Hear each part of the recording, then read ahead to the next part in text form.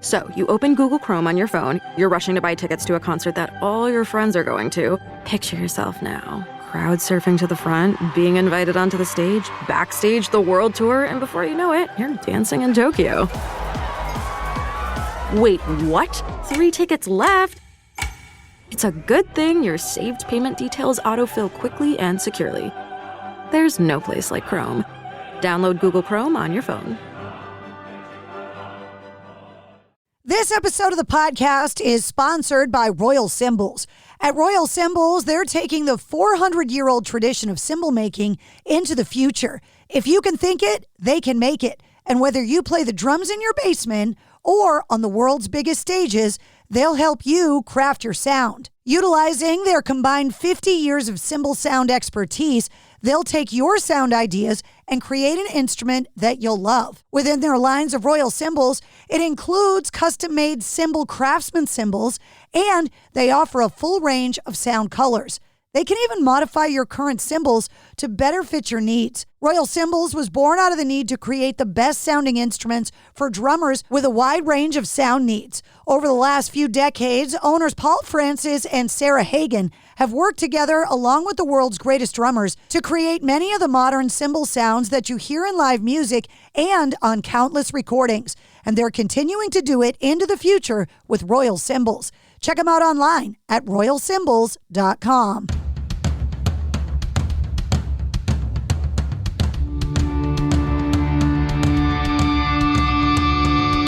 Hey, what's up? This is Sully from Godsmack. Strap on those boots, baby, because you are now in the trenches of the war room with the one and only Mistress Carrie right here on the Mistress Carrie podcast. What's up? This is Joe Rogan, and you're listening to Mistress Carrie. Her hair so lovely, pretty eyes. Hey, this is Brent from Shinedown, and you're listening to Mistress Carrie. Hey, Carrie, go put your brow on, girl. Hey, this is Steven Tyler, and you be listening to the baddest bitch in Boston, Mistress Carrie. What's up? This is Aaron from Stain, and you're listening to Mistress Carrie. Hi, everybody. This is Dave Grohl from the Foo Fighters, and you're listening to the one, the only Mistress Carrie. Hey, this is David from the band Disturbed, and you're listening to the baddest bitch in Boston, Mistress Carrie. Hi, Bruce Dickinson here from Iron Maiden. Yes, indeed, Miss Whiplash herself, Mrs. Carrie, is here to unchain your brain. Hi, this is Flea from the Red Hot Chili Peppers. You're listening to Mistress Carrie. This is Dennis Leary. You are listening to my favorite, Mistress Carrie. Hey, this is Corey from Stone Sour, and you're listening to, you have the privilege of listening to Mistress Carrie. Oh, God. Oh, yeah. Hey, it's Mistress Carrie, reporting for duty from MCHQ for episode 150 of the Mistress Carrie podcast. And my guest this week, Lance Dowdle from Ashes to New, is making a return appearance. He was first on episode 37 back in February of 2021 in the height of the COVID pandemic. And with the band getting ready to release their new album, Blackout, and spending time on the road right now with Shinedown and 3 Days Grace, before hitting the road with Motionless in White and In This Moment later this year, it's going to be a busy 2023 for From Ashes to New. Lance and I sat down to talk about his recent battle with the flu and the band's filming of their latest video. Also, his predictions on the band having their first #1 rock song.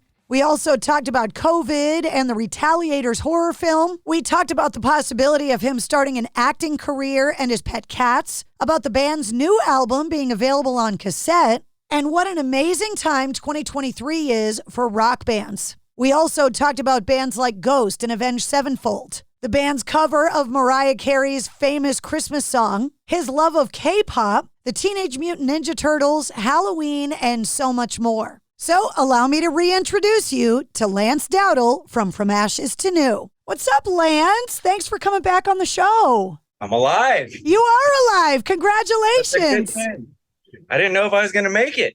Well, third time's a charm. You have been very sick the last few days, and I've been trying to talk to you, and you have people. And your people keep saying, hey, Lance is still not feeling great. Can we postpone things? And I'm like, well, yeah, obviously. I don't want him sneezing all over the podcast. So you're feeling better? Much better. The last time we possibly could have done it, but I don't want to interrupt this important recording with just nothing but coughing, which So I got hit with some really strange flu, like as soon as I got to rehearsals. We had a music video to do, and I think it came from that. Like we had they were setting off all kinds of pyro and like fake snow mixed with something to make it look more ashy, and it was all indoors. So whatever I was breathing in, because they're using like starter fluid and stuff for the pyro, like. Essentially, I got back to the house and like my nose itched. I'm not just sitting there picking my nose, but I went like this, just a simple, and my entire finger was black. I'm like, that's probably not good.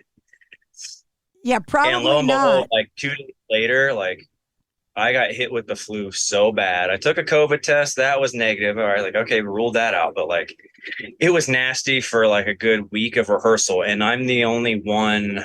Like we each have designated jobs and the jobs needed to be done. So like I'm the audio guy for rehearsal and we can't rehearse without having like all the audio stuff set. So like basically I'm working and then I'm laying on the floor, like not participating in actual rehearsals. Like I can't play guitar. I'm like just under a blanket, just like shivering, but I still have to go get my work done.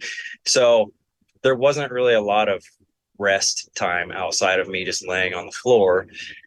So fast forward a week, we're playing some shows. Like I'm trying my best. Like I'm all like, I still got to put on a show, get all dressed up in the tight vest with the mask.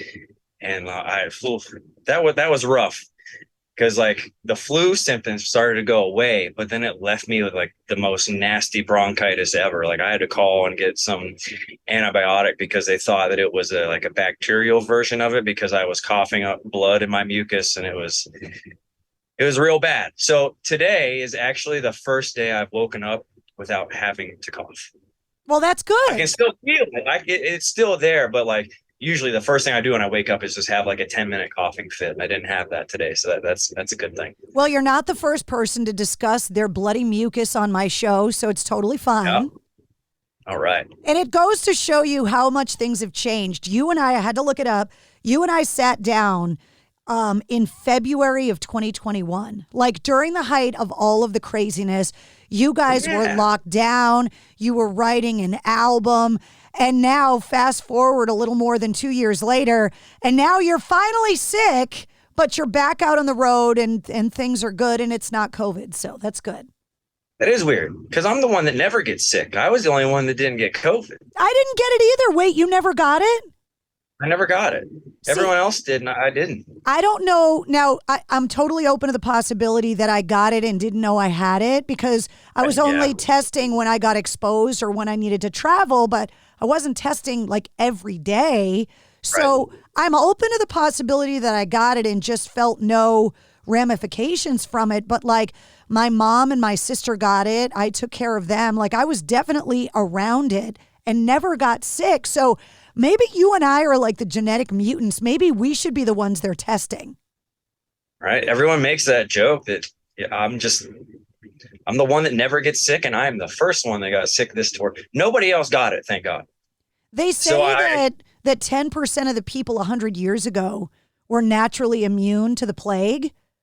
Oh, wow. So maybe somewhere along the line, I don't know, maybe we have some kind of extra immunity to COVID genetically somehow, he says while he's coughing.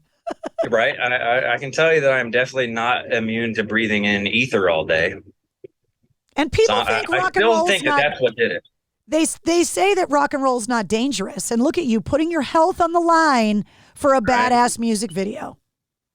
And hopefully, we actually just saw the music video last night, so hopefully it comes out soon. I usually don't know these things. I'm assuming it comes out in a couple weeks, maybe. I don't know. I love that you're in the band and you have no idea what the hell's going on. I never have any idea what's happening.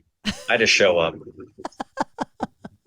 Well, you guys, even though you guys were kind of locked down working on music, you had a lot going on. I spent a lot of time talking to everybody from Jacoby and Zoltan to Alan Kovac to the guys in the Who about the Retaliators. And you guys were on the soundtrack too. And it looks like this thing, it looks like a new trend in heavy metal horror, and this more of a marriage between the bands and the movies is going to come up in the future. I wouldn't mind doing more. That was actually pretty fun. The scheduling was kind of weird because we were on the other side of the country recording the Panic record at the time that they were doing that. So we had to just like kind of up and stop recording, hop on a plane, go literally to the other end of the country to do this all day. And then I think that might have been around Thanksgiving where Matt and Danny got to go home and celebrate with their families, while me and drummer Matt had to fly all the way back, skip the holidays, and finish recording the record because we were on a time crunch. So yeah, I remember that, and I always hold a grudge. Thank you for your Thanksgiving sacrifice, because obviously the music and the movie both successful. Oh yeah, it was great. Do you have, I talked to Jacoby about this because he made his acting debut. Do you have kind of dreams and aspirations of really diving headfirst into like a secondary career? Me personally, I always like to think that I can do it. Like when you're watching movies, like I'm sure everyone thinks that like I could act. It's easy. But even just doing music videos, you realize how hard acting actually is. And I realize I am garbage at it. It takes a special person. I think Danny's pretty good at doing some of the cheesy stuff.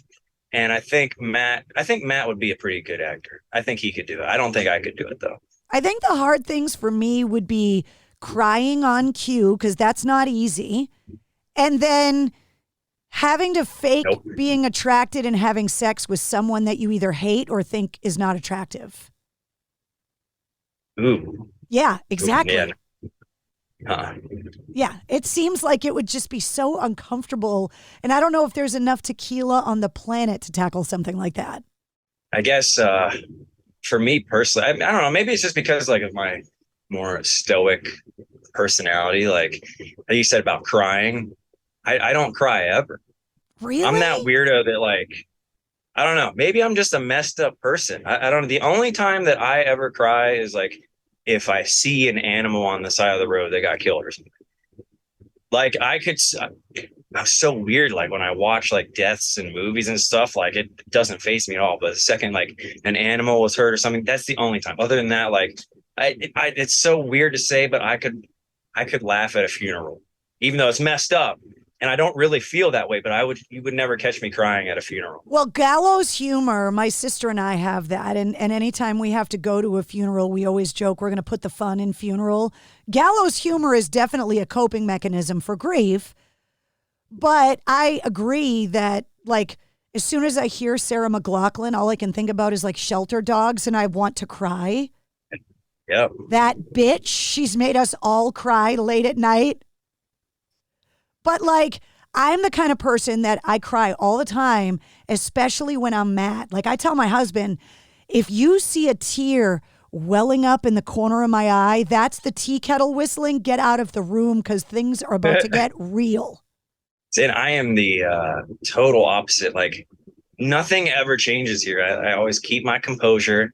I feel like I'm the rational one of the group here that has to, like, I don't know, maybe I'm the glue of the band that can just like take everyone's anger and just break it down, piece it back together as peacefully as possible. I don't think I've ever gotten worked up once in this band and like yelled at anybody.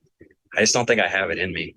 Well, it sounds like you guys have found a way. I mean, you were talking earlier about kind of how everybody in the band has a job, that it sounds like you guys have kind of found a way to focus on the strengths of the band members, and that you divvy up all of the responsibilities amongst the band. And if everybody in the band kind of understands everyone else's personality types, it sounds like you guys are probably one of the most healthy, emotionally, like, positive bands I think I've ever talked to.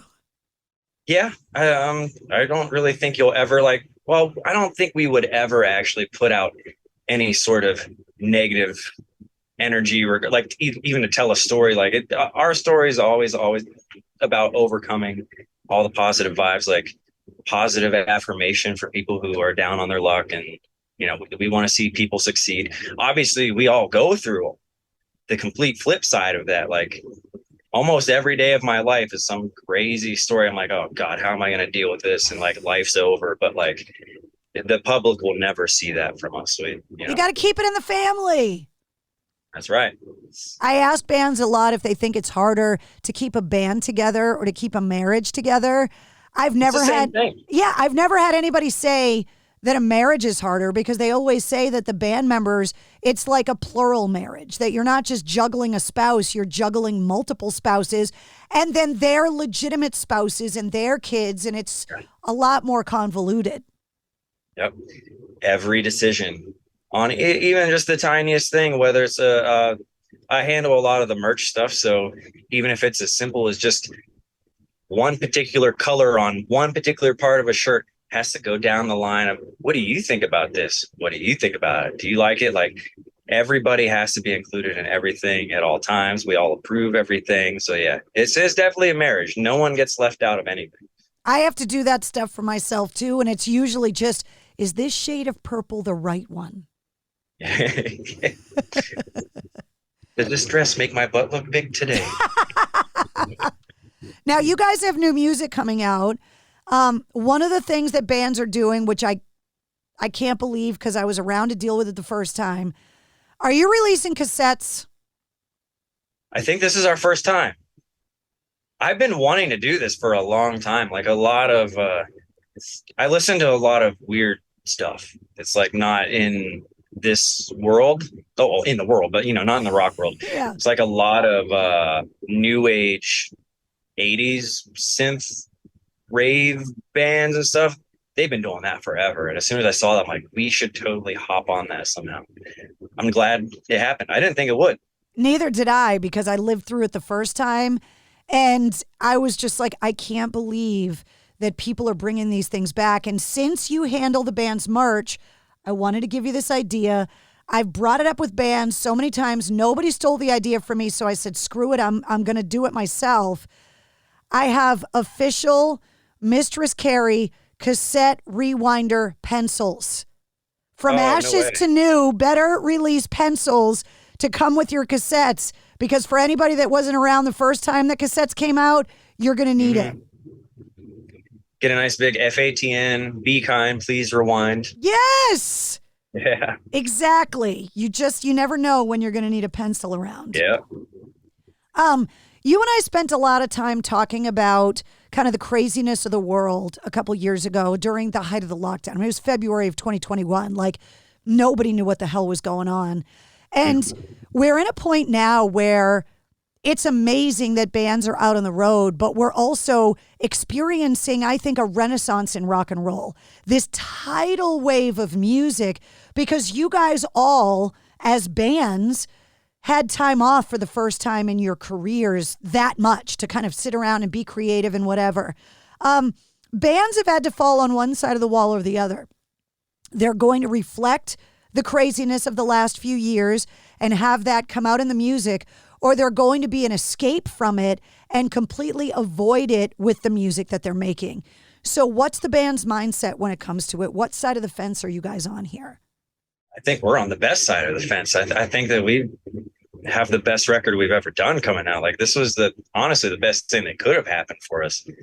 Like, a lot of times when, you're making records, you're on the road constantly, like, you get put under this like time constraint, like, we got to have a new record out before this time. So we just go in and write for a couple of weeks, and whatever comes out, like, you don't get a lot of time to perfect your feelings, like, because maybe at that time you're not really feeling anything, and you're not faking it, but you kind of like have to write, story based on somebody else's experience or something like that. Whereas, during COVID and all the lockdown stuff, you really got to reflect on some of these like feelings that you didn't know you were feeling. There was plenty of time to process and turn it into art. So I think after all this time, we actually got to write some of the best songs we've ever written. So hopefully that reflects, when this album drops, that some people, they just got to pick their jaw off the floor. Like, there's a song on the record. I'm assuming that the list of songs came out already, like on the pre-order on iTunes. You can see all the titles and stuff. Maybe there's a song called Hope You're Happy. That's probably my favorite song on the record. Like, that's the one that I could listen to in any mood, any time of the day. Like, it hits all those marks for me personally, like, because there's a lot of angry songs on the record. You got to be kind of like in an angry mood when you're listening to those. Whereas like this particular song, it is angry, but it's very dark, but it's got this like swag to it that like you can just sit back, listen to it on repeat. It doesn't get old. That's the type of song for me. So like, I'm very happy that we got to write that song, and we probably wouldn't have written that song if we weren't stuck. You know what I mean? Yeah. And like I said, like this time in rock and roll, like it's so exciting. I mean, Metallica coming out with a new album that is so reminiscent of a lot of the old stuff. And the guys that you're on the road with right now, Shinedown, just broke a record for #1 rock songs and top 10 songs. It's kind of insane what's going on in rock music right now. I know. We're definitely learning a lot from them, I can tell you that. And I have a very strong feeling, speaking of #1s, that the song Hate Me Too, which has just been put out to radio, this is going to be our first #1. I can feel it right now. We've gotten so close before. I think it was Crazy, got to #2, and there was this really small band called Ghost ahead of us at #1, just keeping us in our place. We're like, oh, just give us the one. But I think we finally have it this time around. I have a strong feeling that it's going to happen. So when you get your first #1 song, first of all, you got to come back on the show so we can commemorate your prediction as being correct. But for a band to get your first #1 song, I mean, you know, you can ask Brent and Zach and the guys because they've done it 20 times. But what does that mean? Does it mean anything? And if it means something, what does it mean for you or the band? You know, it is weird that you even have to ask that, because there are a lot of bands today that like they don't rely on radio for success. So to them, a #1 doesn't mean jack shit, you know?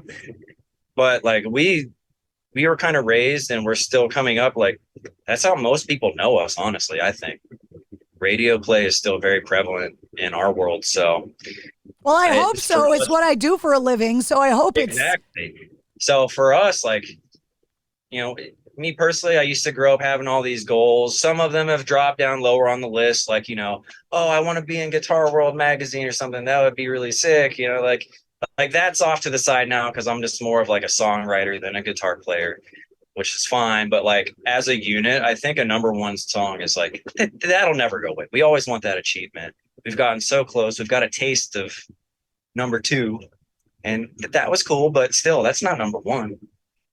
Like we want to know what it's like, and we're not going to know what it's like until it happens. So, since I talked to you last, I've spent a lot of time, obviously, talking to bands because, well, you know, fortunately for me, they had the time to sit around and actually have the conversations.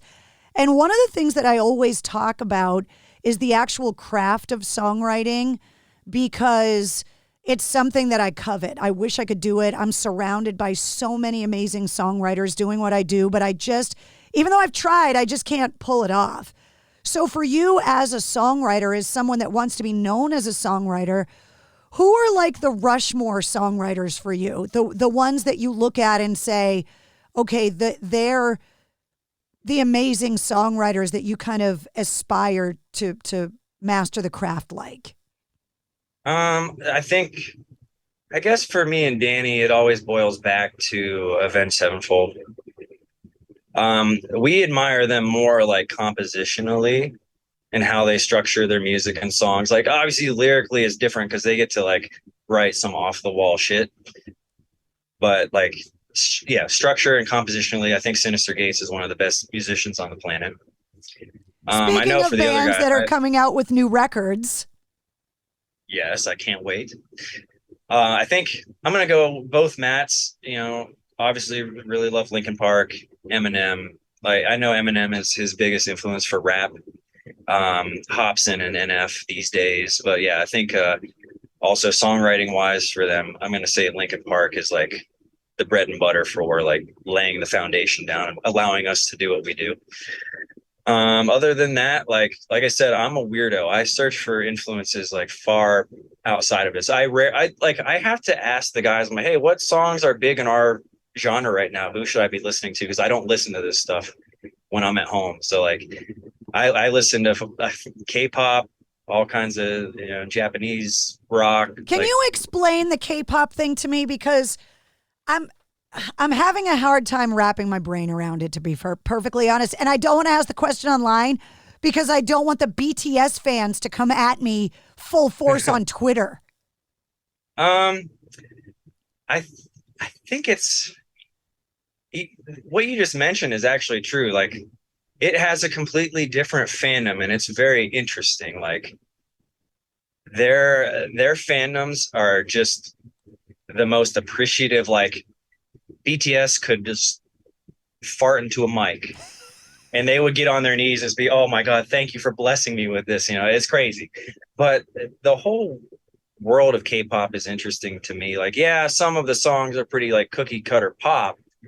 There's also a lot that are like really well thought out that like, you're like, oh wow, I could like put an idea like that into some of our music, which is cool. I like to search for outside stuff so that not everything sounds similar in the rock world. If you all you listen to is rock music, things kind of get recycled and you're like, yep, heard that one before. So I experienced K-pop. The biggest experience with that is it's honestly more of a visual than it is. I mean, it is both, but the visual is just as important. I mean, I can't dance, but their big thing is choreography, videography, cinematography. It's just crazy. The amount of money that they put into their music videos is probably more than this band has ever made in its entirety, just in one video. They're sinking hundreds of millions of dollars in this one single video, just because they know they can export it to all over the world. It brings that money back in. Like, it is quite the machine. And I bet they don't get the flu from all the smoke machines when they film their video either. No, they probably do it outside safely, as I'm still coughing today. I know, right? Speaking of non-rock stuff, I have to ask you about this because I have a very strict rule in my house about holiday music getting played until like the week of Christmas when I'm actually baking cookies and making lasagna. Yep. Whose idea was it sitting around that was like, let's cover Mariah Carey? Like, seriously. It was definitely me and Matt. Okay. Matt B.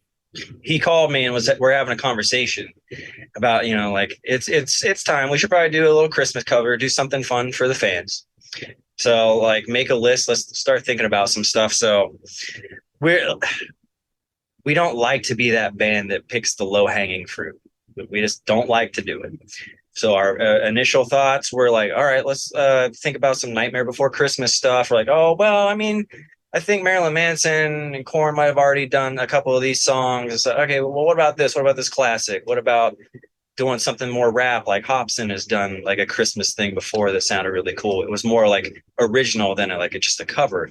Like, yeah, that's cool. But, everybody hates that Mariah Carey song. Has anyone done it justice in our world? I don't know. But we're like, yeah, it's kind of a low-hanging fruit. So we've been trying to avoid it, but maybe we shouldn't. Let's just go for it. You contributed to her windfall. I read something that she makes like $120 million a year off of that song, which just blows me away. Yeah. Like 100, you say 120 million? That's what I read. Yeah. Now, I don't know if it's right. I believe everything I read on the internet, but like, because she's got writing credits on it and obviously performance royalties, and it's literally everywhere. Sync licenses and commercials. Yeah. Mm-hmm. Not a bad gig if you can get it. No.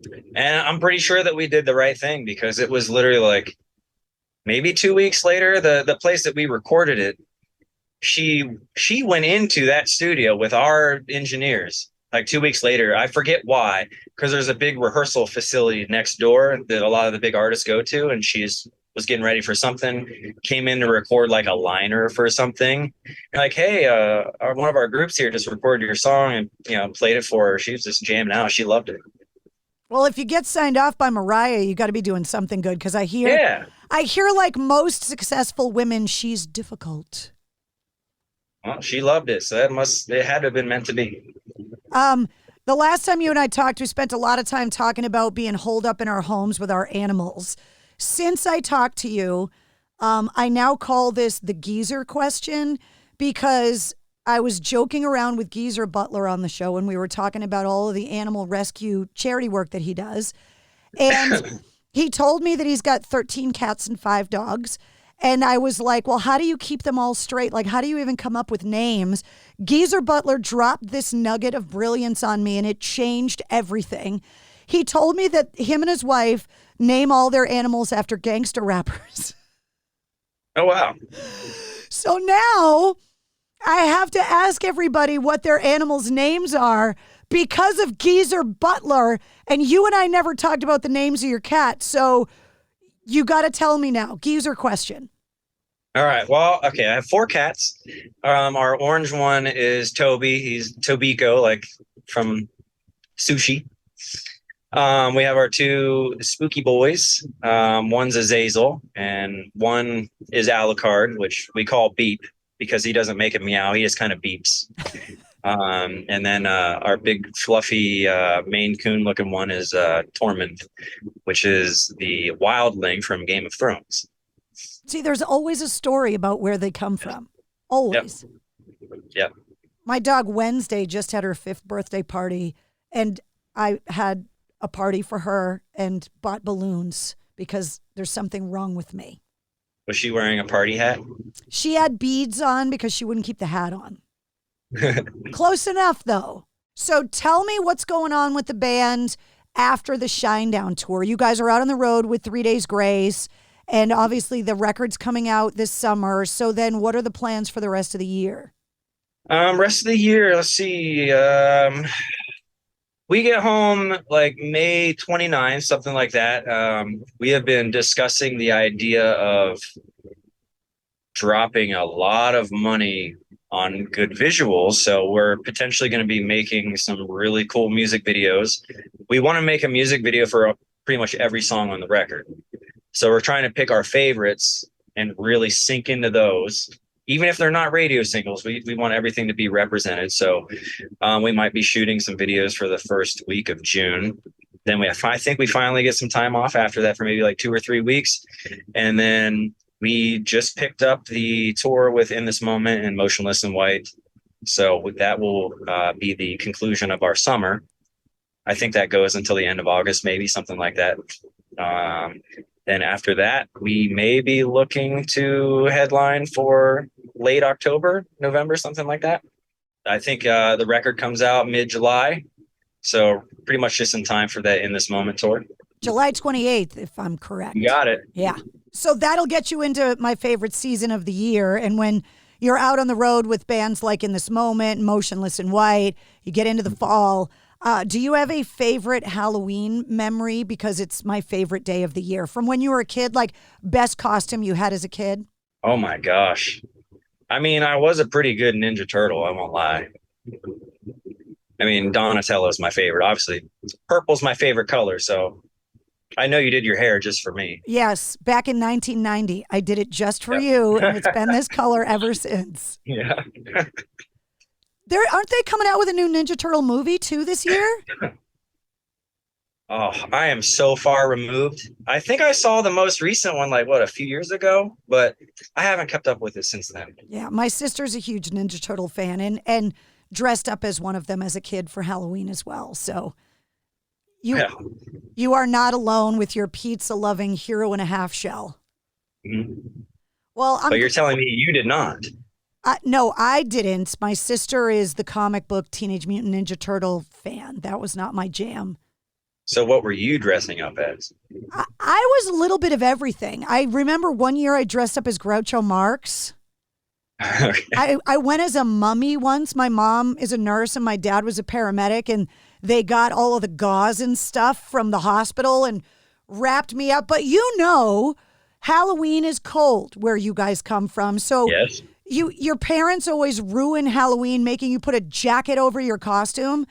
So my parents decided to put me in the jacket and then wrap me in gauze on top of it.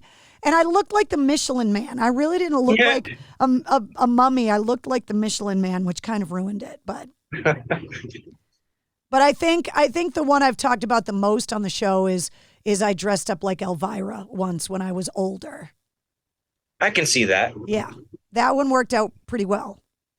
Awesome. Especially for my boyfriend that night. I bet. Made it nice. Well, I'm glad you guys made it through the pandemic, that there's new music on the way, and I was very concerned about your flu. So I'm really happy that you're feeling so much better, and you can just, it's a war wound from the lifestyle of rock and roll and making videos that you ended up breathing fire and getting sick. That's right. It'll pay off. I think the video comes out in a couple weeks. It's for a song called Armageddon. And I don't know if anybody knows that or if I'm supposed to say it, but yeah, that's what it is. Well, now it's out, so you ruined the surprise anyway. Surprise. And now anybody that watches the video will know the sacrifice that you put in for filming that video.